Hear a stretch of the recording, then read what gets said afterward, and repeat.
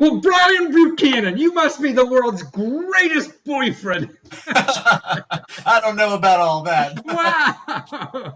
But your girlfriend has breast cancer, and you go out on the internet and raise $20,000. You don't have that money. You just tell me you're looking for work. So yeah, man, what is a wonderful person. I mean, you're a real hero, Brian. I mean, this is helping somebody else and using the resources that we have in our society to solve somebody else's problem. So how did you know about doing this, or how did this come about? Tell us about it. First of all, I say I appreciate that, but I think of myself more as a facilitator, Huh? because I think the first question that everyone has when you hear that someone has cancer or some other really bad illness is, what can I do? Right.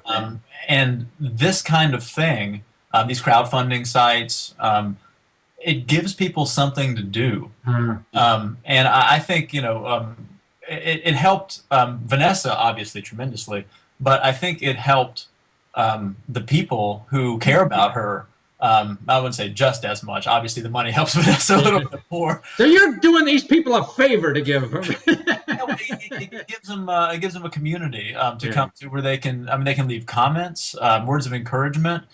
They can contribute a little money. They have a stake, I think, in the process, more so than otherwise. Did anyone in your family or her family like have something negative to say? Why are you begging or something like that? I mean, those kind of issues that may come up. Yeah, I anticipated that, and I had mentioned to Vanessa beforehand that that these kind of things were available, these tools, and I could kind of start a fundraiser. She was not really feeling it. She was a little skeptical about that, and I actually did it unbeknownst to her. One day I just unveiled that I had done it. Really? Wow. Yeah, partly courage. Well, that's a good relationship, I guess. Maybe is what it is. Sure, yeah, but partly for the reason that you're talking about, because there's a fear that people might perceive it as begging or something, but really no one said that. Everyone thought that it was a great idea, that they felt relieved that there was something they could do to help, Right. and they were appreciative that that we would come forward and say, look, this is expensive, we need help with it, here are the bills, and here's what you can do. Well, I mean, reading the story, I see that it's going to be 2 years in the recovery process, costing maybe millions of dollars, who knows what. Yeah. And she, even though she has good health insurance, but she's responsible for tens of thousands of dollars, maybe $20,000 to $50,000 she'll have to come out of pocket, even with great health insurance. Exactly. I mean, she could, just go into a lot of debt and spend a lot of years digging to get out of that debt. Like college loans. Exactly. But what this has done is given her peace of mind, and right now she doesn't need to be worrying about going into crippling debt. This frees her up to just think about what she needs to do treatment wise. But I mean, you're right. She has decent insurance, but the insurance company, there's only so much that they pay. And the cap for what she has to pay out of pocket a year is $10,000. Wow, nice. So if the treatment goes 2 years, there's 20. There's 20 grand. She's in for at least 2 years, it sounds like. But then there seems like other things that are unexpected. I mean, she's not working, right? So, what do you do for that? There's not another insurance company for not working, yeah? Exactly, and that's why we thought that 20 grand was reasonable, because that's the cap on insurance. But as you point out, there's a lot of other expenses you have to worry about: loss of work, have to worry about the cost of the prescription drugs. Right, prescription drugs, a lot of them aren't covered. That's amazing. Yeah.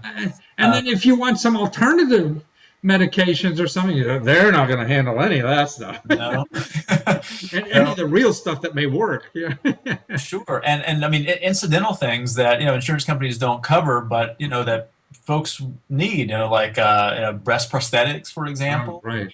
Wigs, hats, and those things add up. Transportation, to and from hospital visits in DC, you got to pay parking every time you go to the hospital, so there's a lot of expenses, and as I said, I think that this has really helped to ease her mind. Obviously, it doesn't cover all the expenses, But I think that that it's important for people to understand that it doesn't cover all the expenses. That we're not asking for them to cover And all even the for expenses. Vanessa, I'm sure if she had this outpouring of people who quantifiably said they love her.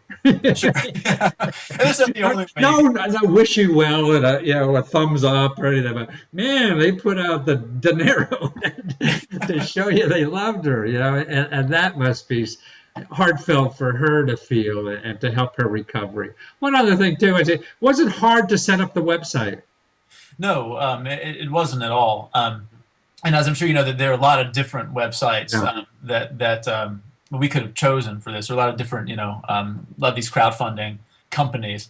And I chose Give Forward because it was specifically about people raising money for medical bills. And they had a bit of a lower percentage that they take. They take 7%. Okay, some of them do more than 7%. Yeah, I think 9. Kickstarter is 9. How long did it take you to do the website? Like, it took me. I mean, I'm a little bit of a perfectionist, so maybe it took me longer than others, but probably an hour. An hour? Wow! And how long did it take you to raise your minimum, the 20,000? 1 week. 1 week. So you put an hour work in 1 week. Now there's the job you should be looking for. Right. Well, I mean, I don't want to downplay, the amount of work it does take, because I think some people think with these crowdfunding sites, if you build it, they will come. Yeah, if you just, type in the information, we're looking to get X amount of money, and here's the person's story, and just put up the website and make one Facebook post, it's just going to take off like wildfire. I mean, I think only in the movies. Only in the movies, right? Yeah. I mean, but the steps that you have to take are very simple. Yeah. It requires a little bit of work, but it's pretty simple. I mean, you start with your friends and family first of all. Send an email to those folks. Say, hey, we're doing this. Mm-hmm. Check it out. And then, of course, those are the people who are going to be most likely to be interested, and they give. And then think about what networks you're involved in. So, and whether you're involved in, a sports team or, a church, or whether you're at work, your coworkers. Build from there anywhere you can think of, man. You go down the street knocking on doors. Exactly. And then you realize, once those people buy into it, they start sharing it, the network just really grows. And I mean, I think the thing that's really touched Vanessa and me are the amount of donations that have come in from people we don't even know. Wow, no kidding. Yeah. Wow. Well, that's wonderful. Well, Brian, I really think I mentioned earlier, I think you're a superhero in life, and I'm going to send you one of my superhero capes because anybody who goes out and does their time and energy, to find help for somebody else in this life, because we all struggle so much. And I appreciate you being in life to show the rest of us what we really should be doing in life. Well, hey, I appreciate it. That's very high praise. I don't know that I deserve. I feel like it's everyone, who chipped in and helped to share this and get the word out, and who contributed money. But thanks so much, and that's a really cool cape. I like that. It's on its way. Take care, Red. Thank you, Matthew.